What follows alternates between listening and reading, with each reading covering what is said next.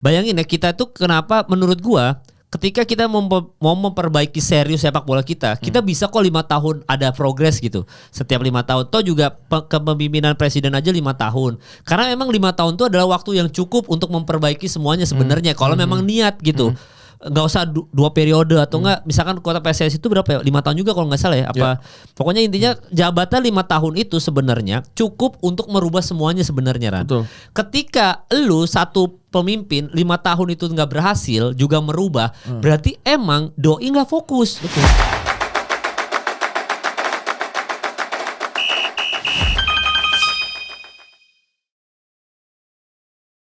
Jadi tweet gua dari tahun 2011 sampai sekarang sudah 14 tahun PSSI tetap goblok anjing ya. Dan sebelum kita bahas PSSI goblok anjing, ini sebenarnya lagi ada yang viral juga soal Resbob menghina Viking, menghina kaum Sunda juga. Ya, orang Sunda gitu. Dan ada yang beberapa konten kreator yang gua cek bahwa berlebihan nih menghina Viking aja sampai segitunya dikasusin, menghina kaum Sunda sampai segitunya. Tapi ini gua garis bawahi ya, buat konten kreator siapapun yang ibaratnya yang kayak ini orang-orang yang mempermasalahkan Resbob segitunya, kayak nggak ada kerjaan misalkan gitu, nggak bisa bro, itu tuh udah rasis jatuhnya, udah diskriminasi. Tapi ada undang-undangnya gitu. Yang lu tanya itu dia maksudnya lu tanya dia pribadi atau ada di video gitu? Ada di video beberapa, gue lihat di TikTok juga bahwa dia juga nih, gitu. Ada juga yang menyinggung soal yang kayak gini-gini, misalkan dia orang Jawa gitu ya. Jawa juga sering kok diginiin. Iya, gitu. Jawa juga sering kok diginiin, atau misalkan orang Batak gitu. Kalau gue sebagai orang Batak, karena gue sibuk, jadi kalau misalkan ngatain gue ya gue nggak akan marah gitu, segitunya. Tapi beberapa orang-orang ini menurut gue adalah bisa ngomong kayak gitu karena mereka tuh sedang merantau juga di kota lain, jadi nggak terlalu gimana-gimana gitu. Ya kalau menurut gue memang ada beberapa stereotipe kan. Ya. Kayak kita tahu lah ada beberapa stereotipe untuk beberapa suku gitu, misalkan Padang apa misalnya gitu kan, Betawi apa, Sunda apa, Batak apa, segala macam gitu. Apakah itu apakah itu hal yang baik? Enggak jelas gitu. Tapi kalau misalnya gue orang Sunda nih, kan gue orang Sunda ya, gue orang Sunda, gue orang Betawi. Kalau misalnya lu bercandain gue di ruang tertutup, kita cuma berdua gitu, teman-teman tongkrongan gitu, nggak apa-apa mal. Iya. Ya kan gitu ya. Tapi kalau misalkan konteksnya lagi live gitu, terus lu driving under influence, ya kan dia kan lagi mabuk kan, konteksnya kan dia lagi mabuk gitu. Terus lu ngomong itu, ngomong kalau Sunda dikategorikan disamakan dengan binatang, terus Viking disamakan dengan binatang gitu. Walaupun pasti kan ya kita pasti punya hal yang kita nggak suka dengan suku tertentu. Mungkin gue pernah bermasalah sama lu sebagai orang Samarinda, tapi kan gue masalah sama lu doang. Samarinda nggak ada masalahnya gitu. Terus gue langsung bilang, oh kalau Samarinda mah pasti begini nih karena Kemal begini gitu. Ya nggak bisa juga gitu. Dan dibandingin kita harus bilang kayak berlebihan dan segala macam, gue rasa ya udah hormatin aja hukumnya, berjalannya kayak gitu ya udah gitu. Nggak, yang lebih berlebihan tuh kayaknya yang dimaksud adalah kalau sampai ngejar ke rumah mau mukulin yang gitu-gitu aturan. Tapi susah sih kalau udah aksi massa kan ya. Iya, nggak bisa kalau udah bawa-bawa suku, apalagi di situ mention soal Viking ya. Maksudnya itu udah nggak bisa, maksudnya itu udah prinsipal gitu. Kita kan hidup dari olahraga gitu ya. Iya. Emang nggak mungkin berani lah, gila. Iyalah. Mungkin gue berani ngecengin MU gitu, gue mungkin berani ngecengin Liverpool. Lokal mah nggak mungkin lah. Iya, terlalu dekat. Gila kali, susah itu mah. Lu nyerang, janganlah nyerang yang dihindari di internet kan. Klub sepak bola lokal, K-pop, kucing. Iya itu udah. Nggak, tapi kalau buat lu Ran yang soal waktu itu Panji kena kasus soal Toraja yang dimana video itu sebenarnya 12 tahun yang lalu gitu ya. Itu tuh menurut, ini perspektif lu aja nih, point of view lu bebas beropini apa aja. Sekali lagi ini opininya Randi gitu. Lu di side yang mana? Oke. Gua di side yang sebenarnya yang dilakukan Panji udah benar. Gua berpikirnya awal ya waktu pas itu rame, terus Panji minta maaf, hal pertama yang di kepala gue adalah Mas Panji pengen ini reda karena dia lagi mau bikin event gitu. Oke. Terus habis itu gue lupa deh, gue ketemu dia atau gue nonton kontennya, gue lupa. Tapi intinya dia bilang gini, ya yang apapun yang dikatakan sama komedian, ya dia boleh-boleh aja ngatain itu. Tapi kalau ada orang tersinggung, ya dia boleh aja minta maaf gitu. Minta maaf karena tersinggung, bukan merasa kalau apa yang dilontarkan itu salah, ngerti nggak? Beda kan? Iya. Beda. Gue misalnya ngatain lo, ontak lo gitu misalnya. Terus lo marah sama gue, mal gue minta maaf ya kalau gue ngatain lo ontak gitu. Tapi yang gue katakan tetap ke lu adalah gue tetap ngerasa lu onta sih gitu loh. Yang gue rasa kayak gitu. Cuma yang gue pikirin adalah kan orang-orang juga bilang kan kayak yalah udah berapa belas tahun baru nyampe segala macam, internet itu udah nggak telat apa segala macam gitu. Ya kalau emang baru lihat gimana? Iya, baru tahu masalahnya, baru viral sekarang. Iya, baru viral sekarang gimana? Kalau lu nonton film gitu terus anjing gue tersinggung nih sama film ini, pas lu tonton 1978 gitu filmnya. Ya nggak apa-apa juga sebenarnya gitu. Ya itu haknya aja ya. Haknya aja. Kalau lu gimana sebagai stand up comedian? Ya kalau gue pribadi memang itu konsekuensi lu bawa materi soal kayak gitu sih, soal adat istiadat, soal apa, dan kita nggak bisa pungkiri bahwa adat istiadat itu di Indonesia ini cukup sakral lah gitu. Kita nggak bisa asal ngomong, apalagi dijadiin bahan bercandaan ya. Walaupun sebenarnya secara materi mungkin Panji bisa mempertanggungjawabkan gitu. Cuma ya tetap aja kalau lu menyinggung soal adat istiadat, misalkan let's say tadi gue bilang kalau gue tinggal di Kalimantan Timur, masih tinggal di sana gitu, nggak merantau ke Jakarta gitu ya. Terus habis itu ada orang yang menghina soal suku Kalimantan Timur atau apapun itu, gue pasti tersinggung karena gue lagi ada di posisi di sana, yang dimana gue sehari-hari melihat adat istiadat ini dan gue segitu respectnya sama adat istiadat ini. Tiba-tiba lu datang ucuk-ucuk soto Banjar nggak enak tuh, misalkan gitu. Apa soto Banjar? Buang aja di tong sampah. Gue yang merasa, misalkan anggapnya soto Banjar adalah sesuatu yang sakral misalkan gitu ya. Ya gue akan tersinggung. Gue bilang tiap hari gue makan ini Ran gitu. Tiap hari, dan gue akan membela mati-matian suku gue karena itu integritas gue gitu. Tapi even untuk hal-hal yang tidak dianggap sakral aja gue masih bisa merasa tidak masalah orang tersinggung. Contohnya gini. Kan motor gue Fazio nih. Motor gue Fazio, terus lu bilang apaan Fazio, motor jelek, motor orang-orang alay gitu misalnya. Terus gue tersinggung nih, terus orang-orang bilang kayak iyalah dikatain motor doang tersinggung. Yang dia nggak tahu adalah misalnya gue nabung segitu kerasnya mal untuk dapetin motor itu. Terus ketika gue dapetin motor itu, orang pertama yang nelpon gue adalah nyokap gue kayak, bang mau bangga bang, kamu udah bisa beli motor di tengah kesulitan ekonomi gitu misalnya. Terus ketika lu ngatain motor itu terus gue tersinggung, terus gue dikatain iyalah tersinggung, ya lu kenapa ngatain, kan jatuhnya jadi gitu ya pada gitu loh konteksnya. Jadi apapun sebenarnya bisa bikin orang tersinggung dan nggak apa-apa juga gitu. Gue suku Sunda, apakah gue tersinggung sama perkataan RS Bob? Ya enggak sebenarnya. RS Bob ya enggak sebenarnya. Tapi kalau ketika ada orang yang tersinggung sama itu, ya nggak apa-apa. Sama seperti tadi ketika ada orang ngatain Fazio jelek, terus ada orang tersinggung karena mungkin upayanya berat untuk mendapatkan itu, kan kita nggak tahu ya.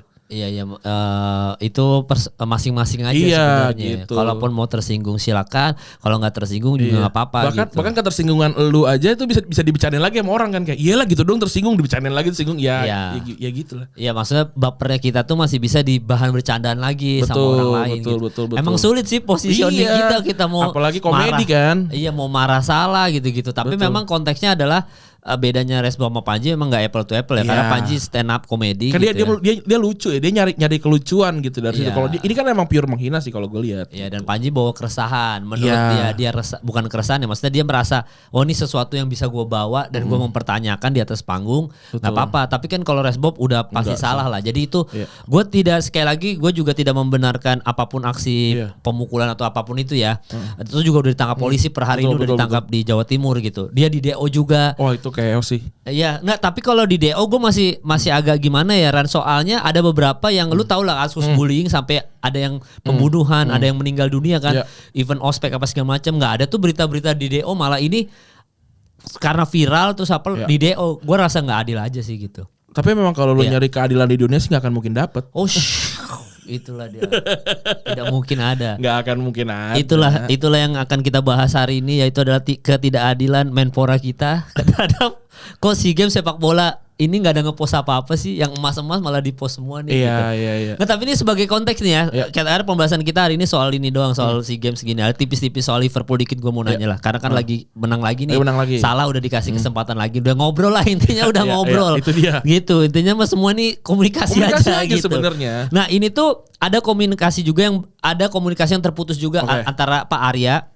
Terus habis itu PSSI Erick Thohir dan pemainnya langsung. Kalau Arya kan soal dia ngepost soal yang gak usah tanya saya. Dia bilang soal SEA Games saya tidak mengerti, tanya yang lebih mengerti aja. Terus di podcast ngomongnya suka beda soal Asnawi sama JIZ tuh yang paling terkenal. Soal kapten gitu-gitu kan.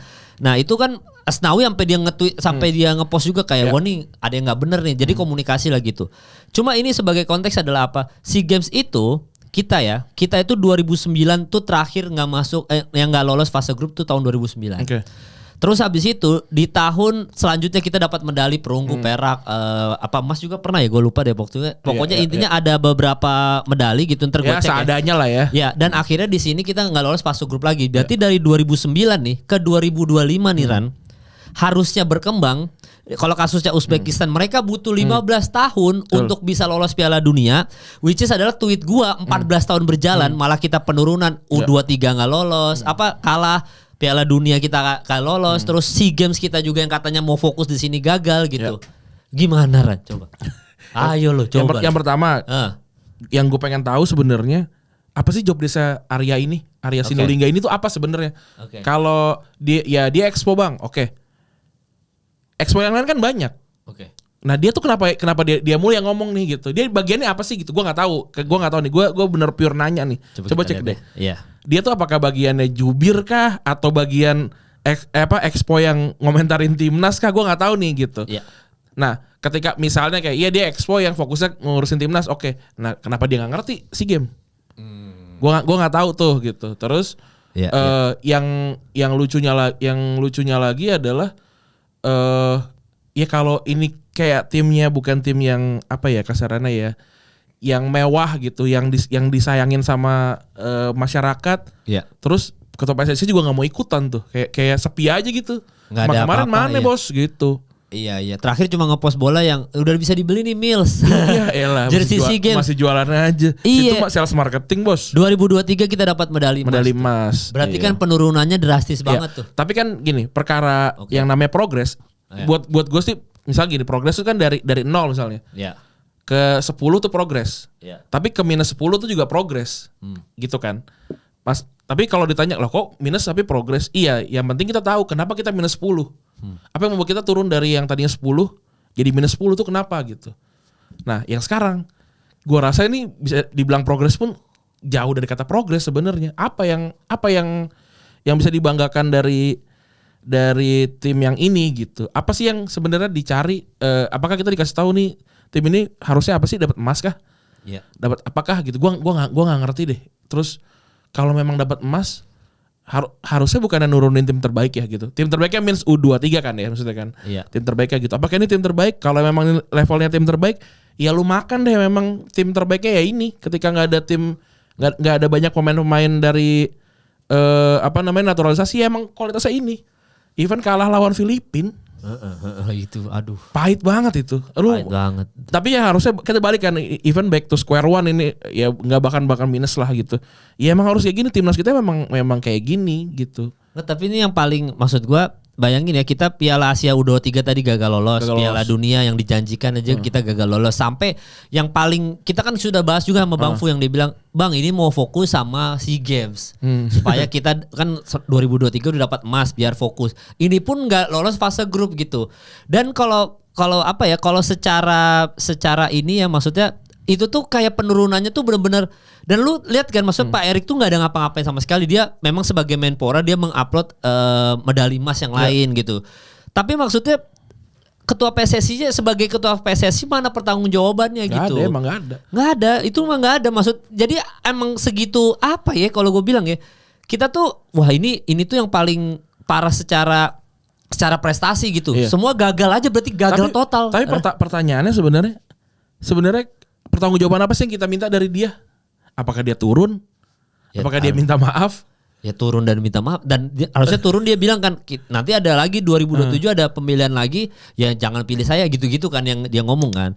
Dia ada ngomong gitu ya? Kalau nggak salah ada tuh yang kayak ngomong-ngomong soal nanti dicari sama gua makin deh. Masukin di sini. Iya, tapi yang jelas adalah kita tuh selalu kemarin bilang enggak, kita sudah di ASEAN aja kita udah lebih dari yang lain gitu. Kita udah menyombongkan itu, maksudnya entah federasi semua menyombongkan hal itu gitu.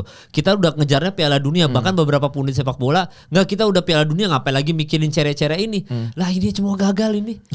Nah, maksudnya ini sudah hancur berantakan, ini semua udah nggak ada, nggak ada, hancur sehancur-hancurnya. Kemarin lu liat nggak Ivan Jenner tuh ngebanting botol kencang banget tuh. Iya, Ivan Jenner ya. Itu gue ngeliatnya Ivan Jenner tuh kan pemain yang ya dia keras di lapangan tapi santun kan di luar tuh, nggak pernah ada rame, nggak pernah ada ribut. Iya. Dia ngebanting itu kayaknya dia kayak ini tim apaan nih kayak gini nih. Iya, gue tuh kayak ngerasa, tapi ini gue yang ngerasa ya, terserah. Gue tuh kayak ngerasa kasihan lo mereka yang udah datang mau membela Indonesia ini gitu.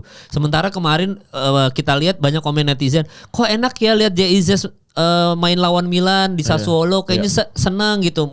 Penyelamatan juga ada satu gitu kan, clearance gitu, kayak enak gitu, beda sama timnas. Iya, maksud gue jadi kayak gila nih, orang-orang kayak Verdong itu kan orang-orang hebat gitu, JIZ gitu, semua tuh orang-orang setidaknya hebat. kualitas di atas SEA Games lah. Iya, Emil kiper kita itu orang-orang hebat gitu. Semua pemain naturalisasi kita tuh orang-orang hebat gitu. Terus habis itu mereka datang ke sini udah rela-rela, terus dikasih begini, gue kayak wah. Iya, dan yang gua rasa juga sangat buruk ya PR-nya dan komunikasinya adalah Indra Syafri. Indra Syafri bilang kan tim ini jelek, tim ini mainnya kayak gini karena mereka nggak ngikutin instruksi saya seperti di latihan. Dia ngomong gitu, lu bisa cek, bisa tampilin deh. Dia ngomong gitu. Iya.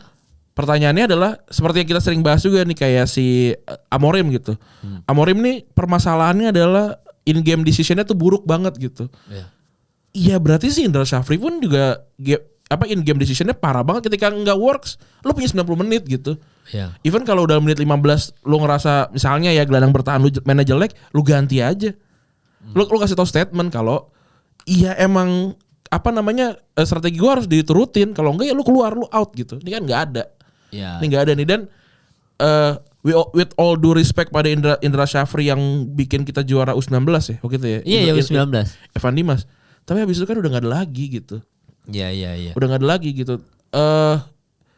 Emang setiap orang tuh ada masanya, dan Indra Syafri udah bukan masanya kalau menurut gue sekarang gitu. Ya bahkan sekarang kita pemain muda kalau dulu kita ingat lah pemain muda U19 yang kita kayak tadi Evan Dimas lu mention. Nah sekarang aja kita pemain muda kita yang kita nggak ada lagi nih, maksudnya yang kita bahas benar-benar kita bahas nasional lah. Mungkin kita tahu tetap nama-namanya gitu. Tapi kita tuh nggak ada yang kayak dulu yang spektakuler kayak nih pemain muda kita tuh keren banget nih. Terus jangan sampai dirusak ya sama orang-orang tua nih. Jangan sampai dirusak sama politisi. Sekarang lagi nggak ada tuh pembahasan kayak gitu. Berarti hancur itu udah generasi mudanya. Nah, dan ini ya kalau kita misalkan ngomongin soal Uzbekistan yang 15 tahun berproses di akhirnya tembus Piala Dunia di mana dia maintain pemain mudanya yang harusnya kita bisa belajar. Wih, ada telepon tuh. Tiba-tiba. Dan harusnya kita belajar dari ini juga ya, maksudnya belajar dari negara-negara lain gitu.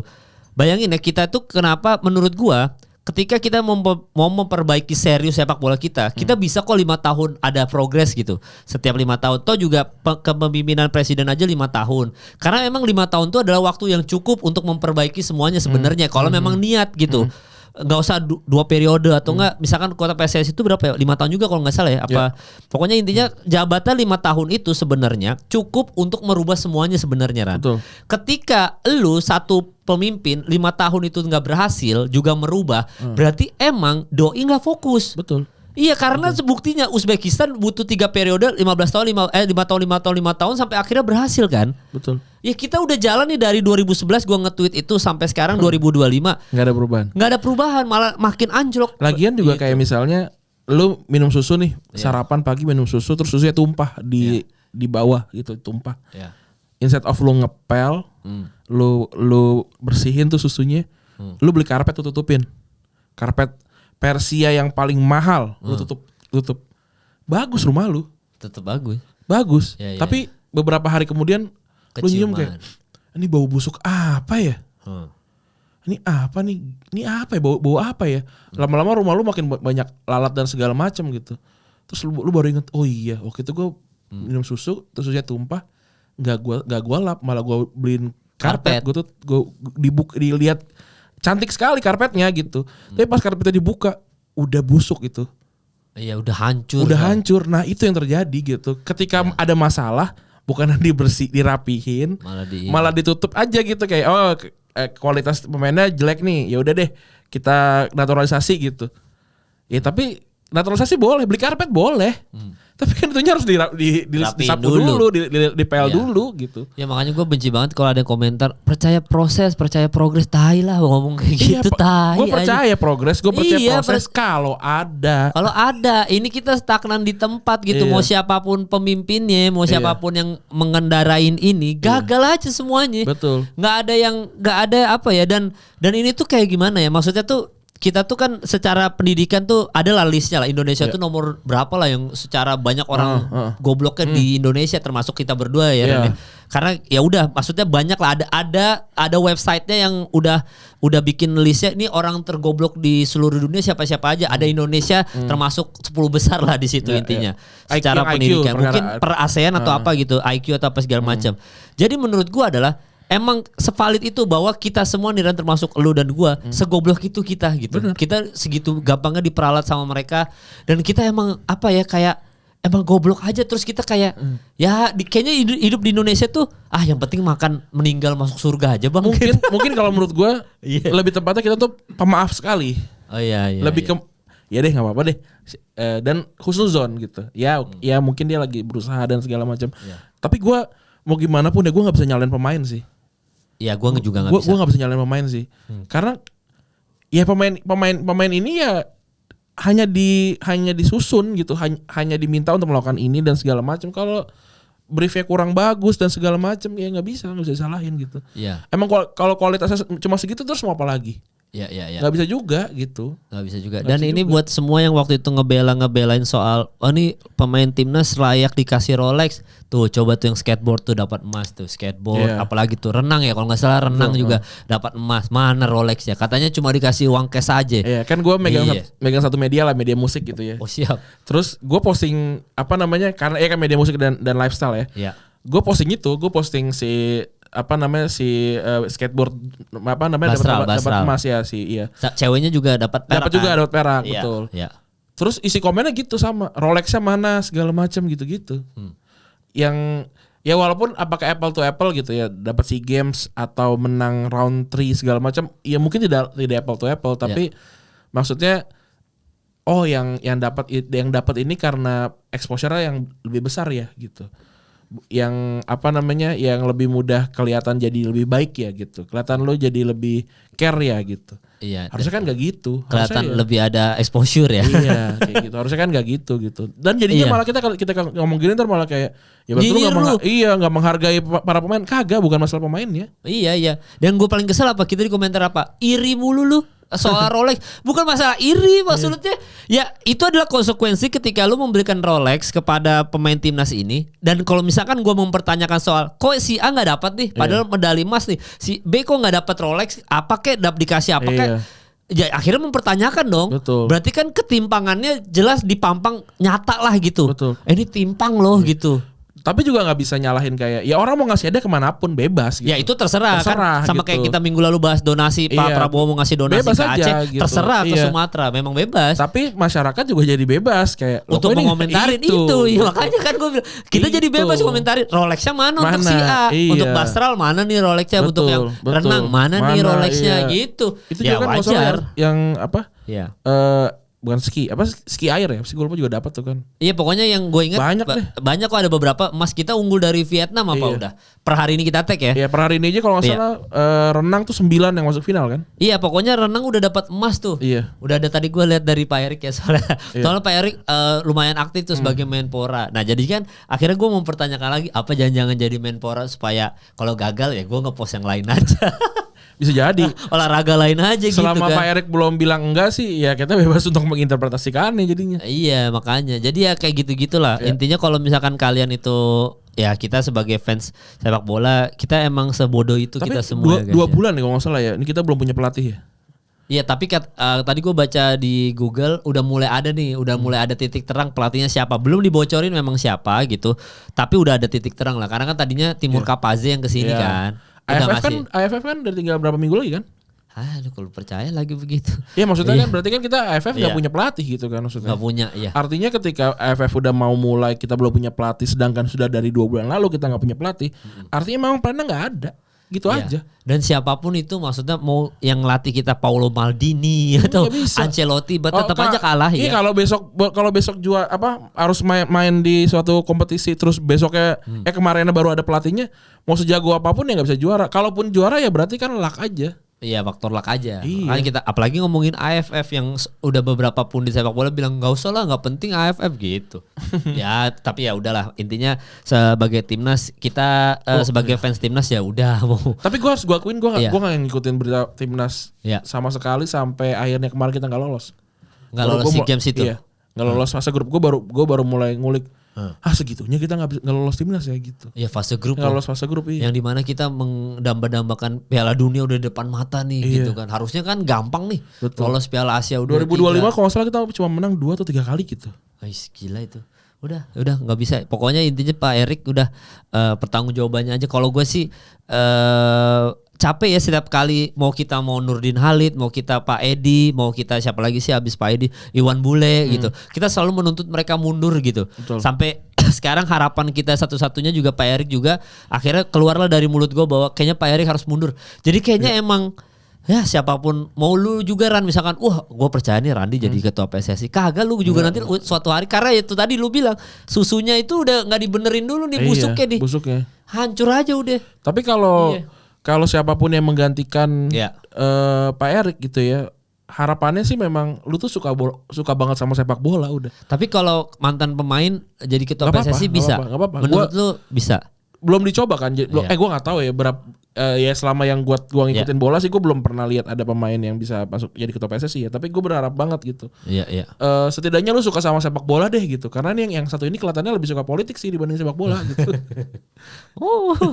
Iya. Pak Iwan Bule tuh termasuk waktu itu suka cukup sepak bola. Cukup passionnya sama sepak bola. Iya, berasa passionnya berasa gitu. Betul. Tapi ya tetap aja Pak Iwan Bule tuh bahkan mencat Luis Milla kan? Iya. Mencat Luis Milla mendatangkan STY gitu kan? Bukan, Luis Milla tuh abis itu si siapa namanya? Oh ini dulu Simon.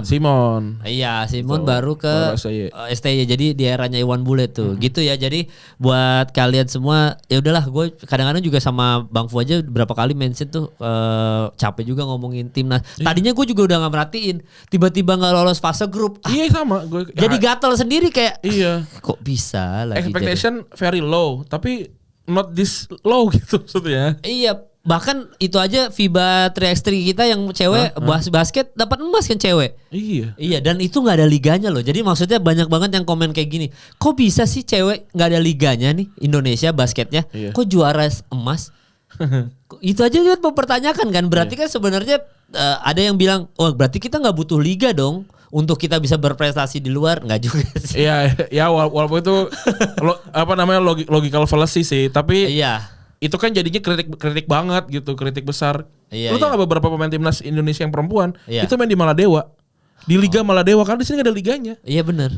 Beberapa tuh udah dapat kontrak ke Liga Maladewa gitu. Jadi mereka malah yang di luar gara-gara mentalitas luar dibawa ke sini gitu. Iya, dan mereka kayak ini gue nggak bisa berharap banyak sih sama orang-orang di sini nih, gue cabut aja lah ke sana gitu, which is keren sih. Iya, makanya dapat emas nih kan yang cewek kan. Iya. Banyak kok kita yang berprestasi, tidak ada Rolex tapi ya. Nah itu kita sebelum udahan ini sedikit soal Premier League ya. Ini direkap aja ya bahwa City juga menang 3-0, terus habis itu Tottenham Hotspur dibantai 3-0. MU per kita tag ini belum main ya. Entah kenapa gue juga ngomong ke Bang Fu bahwa pertandingannya ini kenanya Selasa dini hari terus. 2 kali beruntun. Barcelona menang 2-0 lawan Osasuna ya. Madrid berapa ya? Madrid 2-1 lawan Alaves. Oh menang ya? Oh ya, menang 2-1 lawan Alaves. Cuma ini satu yang paling tadi kita sudah mention soal Liverpool, di mana Liverpool menang 2-0 lawan Brighton. Salah main lagi. Salah juga udah ngobrol lah ya sama Arne Slot, akhirnya udah ngobrol gini-gini dan memutuskan untuk kembali lagi ke Liverpool. Arne Slot juga balik lagi gitu. Nah berarti kan memang selama ini kuncinya ada komunikasi aja Ran ya. Betul. Sebenarnya kan ketika gue udah ngomong ini belum ya di waktu kemarin. Jadi ketika ada premis awalnya Salah yang membuat Liverpool jelek. Slot membangku cadangkan Salah gitu kan. Tapi ternyata premis tersebut tidak berhasil. Liverpool tetap kalah kan. Artinya premis pertamanya Arne Slot gagal, Salah nih. Harusnya dia punya keberanian untuk ngomong ke Salah kayak ternyata apa namanya premis pertama gue salah, bukan lu jadi permasalahannya gitu. Ayo lu main lagi gitu kan. Nah ini tuh nggak kejadian nih gitu. Ketika itu nggak kejadian, orang-orang di luar sana juga ngerasa kayak ketika salah ngamen lu tetap kalah, berarti bukan salah dong yang salah gitu. Ada Gakpo loh gitu. Iya, Gakpo juga tuh dihujat juga kan jadinya. Ada Gakpo, bisa jadi Gakpo yang salah, atau bisa jadi Kerkes yang salah, atau justru taktik lo yang salah gitu. Lu harus berani ngeluarin premis-premis lain dong gitu. Dan terbukti kemarin gitu. Sebenarnya menurut gue yang jadi permasalahan utamanya selain ya semuanya pada off. Adalah keseringan ganti rotasi pemain sih sebenarnya. Terbukti Ekitike yang awal musim mainnya bagus banget, itu kan jadi sering gantian sama Isak kan. Nah, ketika beberapa pertandingan terakhir Ekitike main lagi, Ekitike itu emang bagus banget, men. Ekitike itu dari kiri masuk ke tengah itu bagus banget, kemarin 2 gol.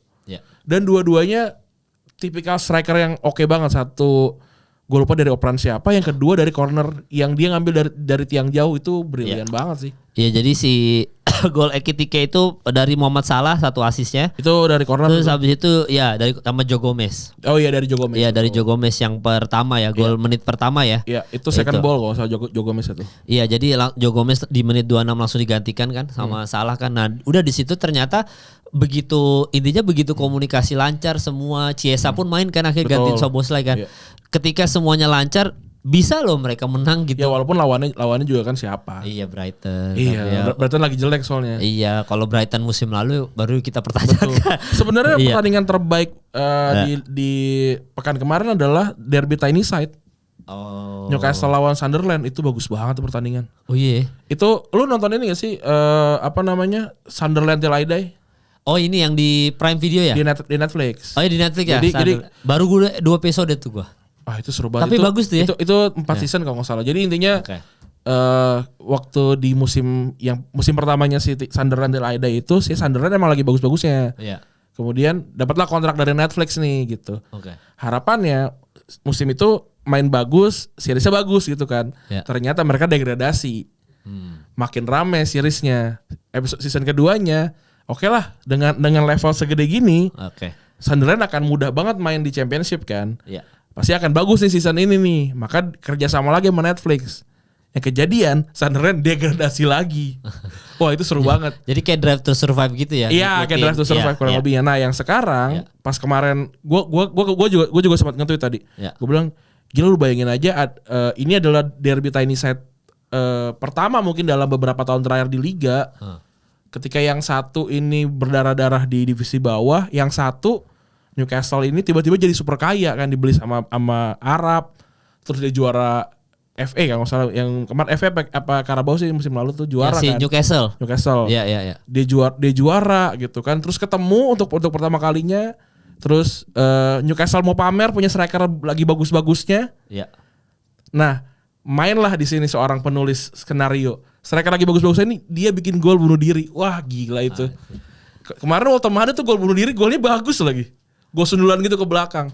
Wah, ini buat opening Sunderland Till I Die season baru ini keren banget. Sayangnya mereka udah gak kerja sama. Iya, padahal ini ya kalau ada satu season lagi. Wah, iya seru banget. Itu pecah banget tuh ya. Beberapa kali gue ngomong di sini kalau lu punya waktu, lu nonton Sunderland mainnya keren banget. Kemarin lu nonton kemarin lawan Newcastle. Menang ya Newcastle ya? Menang Sunderland 1-0. Menang Sunderland 1-0 ya? Ini Sunderland tuh kayak mungkin beberapa musim lalu Brighton atau sebelumnya Norwich atau sebelumnya ya beberapa tim yang nice to watch lah gitu. Walaupun juara sih nggak mungkin, musim depan mungkin degradasi malah. Iya. Nah, itu kayaknya yang tadi lu bilang Newcastle tuh Carabao ya kayaknya ya. Iya, Carabao ya. Iya, soalnya Newcastle tuh bukan FA Cup tuh. FA Cup tuh dia terakhirnya 1955. Iya, Carabao tuh. Iya, Carabao tuh ya dia menang. Tapi memang si Sunderland itu udah masuk di list gua. Karena di Prime Video itu banyak banget series yang ada Arsenal sendiri. Ya kan, kalau nggak salah tuh ada Real Madrid apa Atletico, pokoknya ada semuanya. Betul. Gue lagi nonton yang Arsenal. Oh, tapi beberapa musim lalu kan itu? Iya, udah lama. Tapi kan gue karena akhirnya gue ngecek dokumenter ini, akhirnya baru sekarang nih gue namatin yang bola-bola ini. Oh, kalau mau nonton ini sih Welcome to Wrexham. Oh. Itu Ryan Reynolds bikin tim si Wrexham itu adanya di Disney Plus. Bagus itu. Bagus banget. Itu kayak lo diceritain lah gimana caranya bikin tim, beli tim segala macam, terus seru lah gitu, dibikin entertaining banget. Lu Ted Lasso tapi nonton kan? Oh parah, gue nangis 2 kali di episode yang sama, dan gue tonton lagi, gue tetap nangis lagi. Lu tau gak episodenya apa? Yang mana? Amsterdam. Oh, gue belum nonton tuh. Episode berapa itu? Wah, gue nggak tahu season berapa. Jadi konteksnya mereka lagi ke Amsterdam untuk latihan apa segala macam, gue lupa.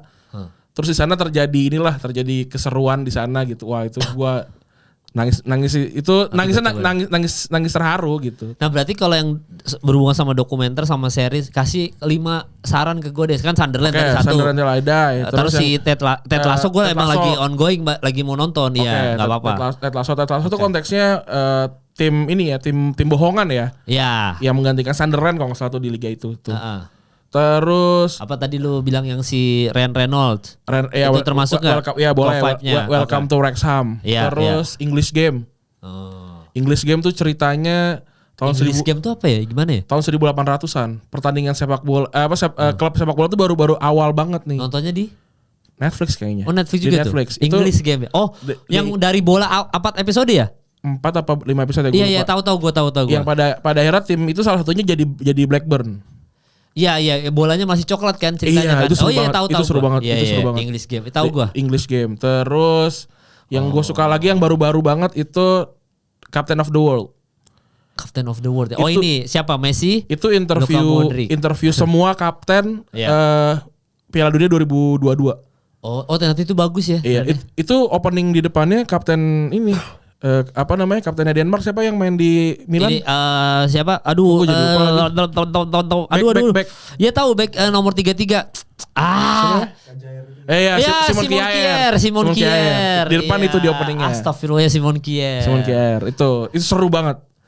Itu kalau nggak salah yang openingnya dia, terus ada Modric juga itu. Ada semua. Kan semua pemenang semua tim ini kan World Cup kan. Itu openingnya tuh Simon Kjær tuh ada nyokap. Lu nonton belum? Sama bokapnya gitu, seru deh. Oh gitu. Itu berarti kapten tuh bagus ya. Ada di list gua tapi belum gua tonton aja. Ya, atau series yang gue bikin. Apa itu? Gua bikin di FIFA Plus. Gua kerja sama FIFA. Bikin series namanya The Lost Boy.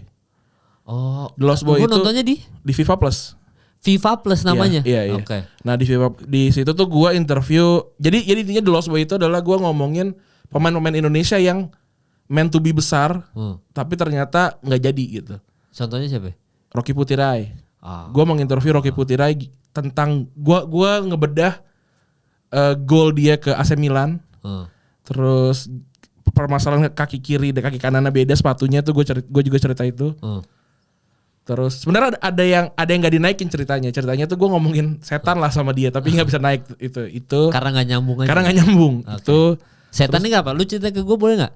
Berarti gue rada lupa deh, tapi intinya waktu istrinya lagi hamil deh, gue rada lupa cerita tapi seru banget itu. Iya. Terus gue ngobrol sama siapa namanya? Aduh gue lupa lagi. Legenda timnas siapa? Gelandang. Banyak banget. Tahun Firman berapa? Utina. Siapa? Sebelumnya? Sebelum Firman Utina. Yang main di Swedia siapa? Bima Sakti.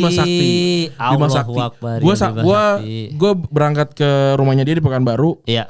Gue interview dia. Gue dikasih lihat jersinya dia waktu dia menang sama PSM. PSM Makassar dikasih tahu nih harga ini pernah ditawar 1 miliar jersey ini nih, karena ya dia luar biasa banget lah.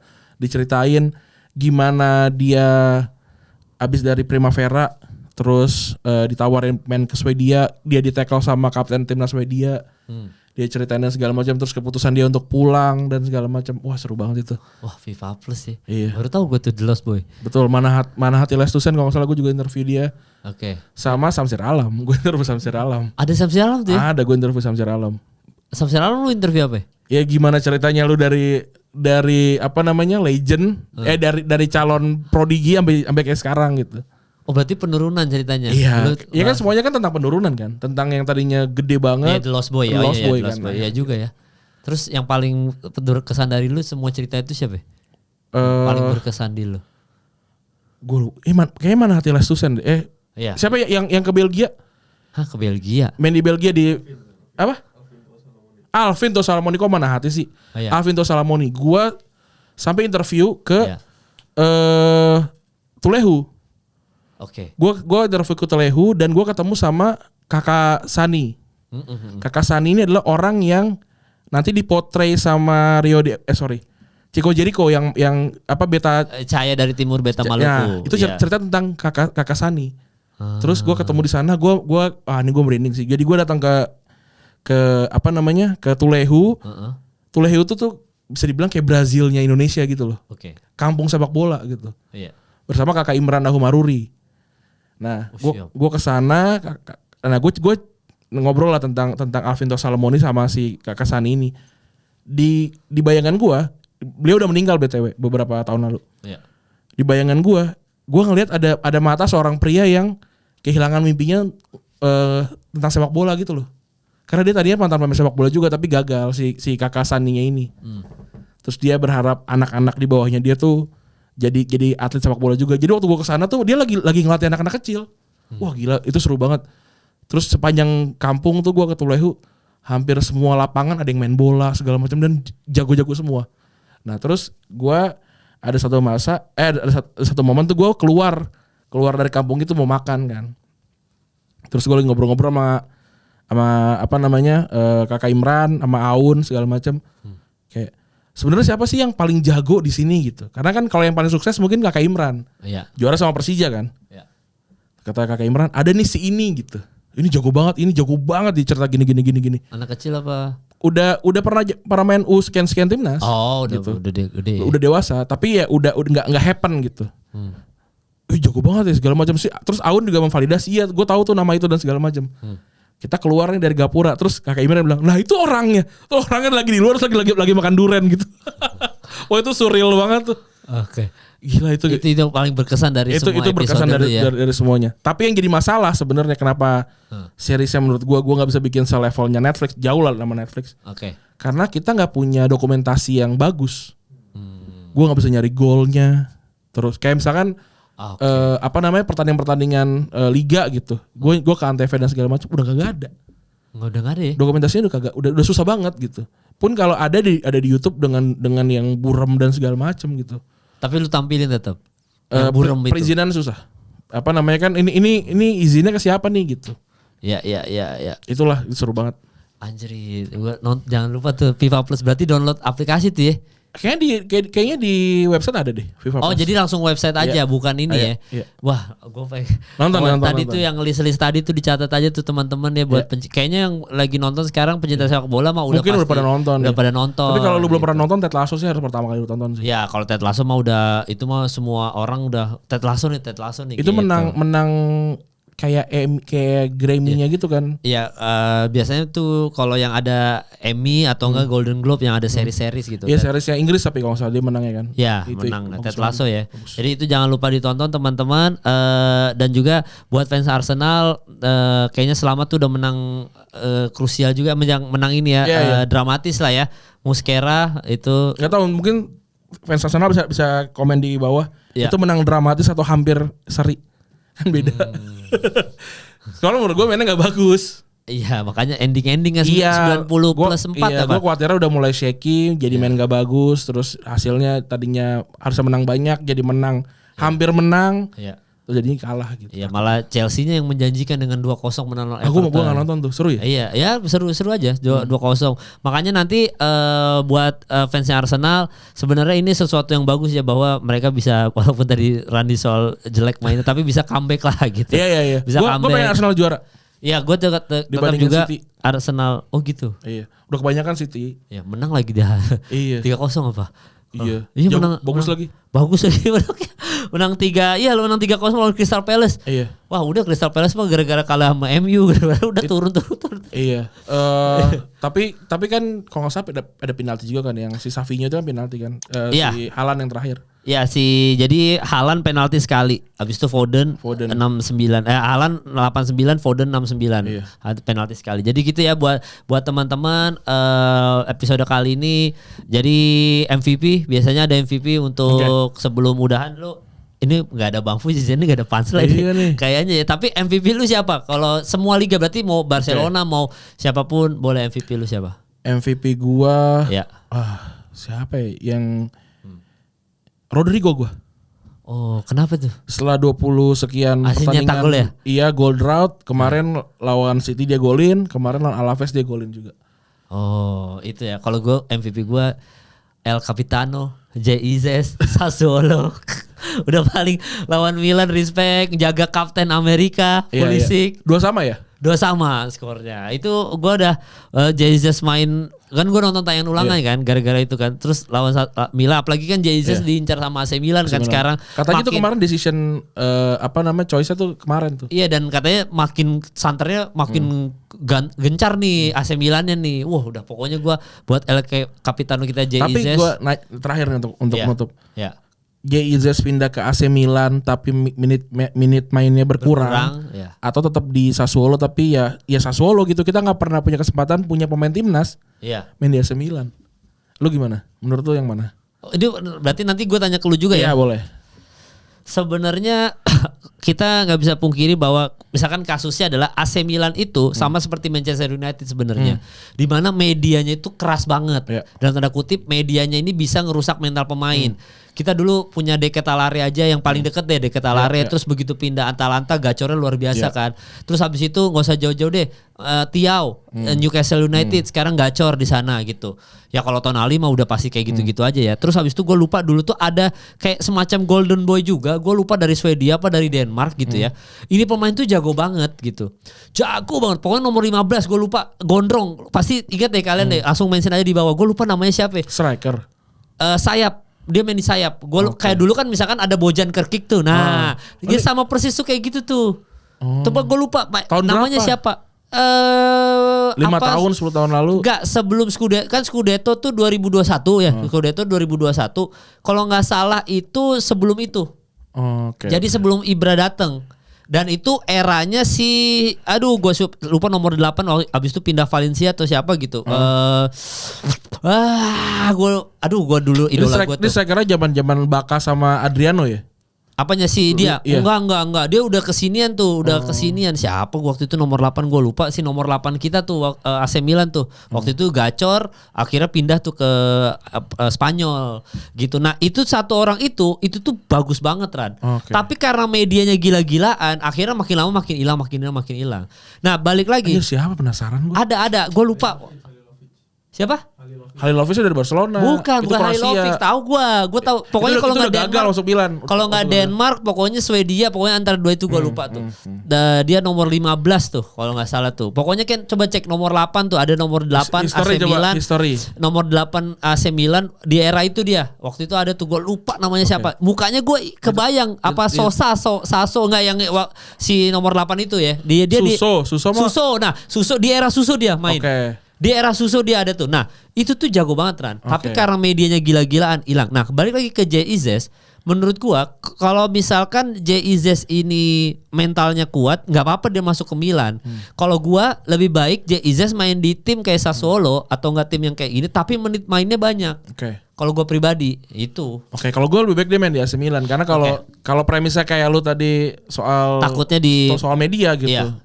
Dia mah just another pemain mediocre aja sebenarnya kan, jadi nggak disorot gitu loh. Nggak ada yang disorot. Yang disorot mah mungkin Leao misalnya, atau Camarda mungkin yang pemain mudanya. Jadi gitu. Dapat jam terbang di situ, dapat ilmu ya. Dapat ilmu dan ya ini exposure gitu. Jesus mantan pemain AC Milan, gila tuh keren banget sih. Milan mau sekatro-katronya mau gimana pun tetap raja Eropa. 6 atau 7 Liga Champion. Apanya? 7 Liga Champion bos. Iya. Sama kayak Liverpool. Gila. Barcelona aja 5. Iya makanya tapi ya kalau gue sih lebih baik menit main lah ya. Kalau belajar dari Ketelaere atau siapapun itu, termasuk si ini kan, si Kerkes kan. Kerkes kan yang dibuang AC Milan. Iya benar. Iya, maksudnya jadi gacor kan main tuh. Tapi Kerkes kan udah diprotes sama orang ketika dia ditendang dari AC Milan kan kayak. Ini yang nyari Kerkes yang rekomendasiin Kerkes itu Paolo Maldini. Pemain paling jago sepanjang sejarah yang main di bek kiri. terus dia rekomendasiin pemain bek kiri. Menurut lu dia salah? Ya nggak mungkin lah. Iya, nggak mungkin. Aneh, orang dia jago kiri. Gila, nggak mungkin banget. Itu sama aja kayak meragukan pilihan Ahmad Dhani di Indonesian Idol. Nggak bisa lah Ahmad Dhani bos. itu fucking Ahmad Dhani gitu. Iya, tapi kan sekarang juri Idol Kang Soleh. Kang Soleh ya, sama Vincent. Respect. Reza Arab, respect. Reza Arab. Gitu ya. Jadi buat kalian thank you udah nonton episode kali ini, sampai bertemu lagi minggu depan. Bye.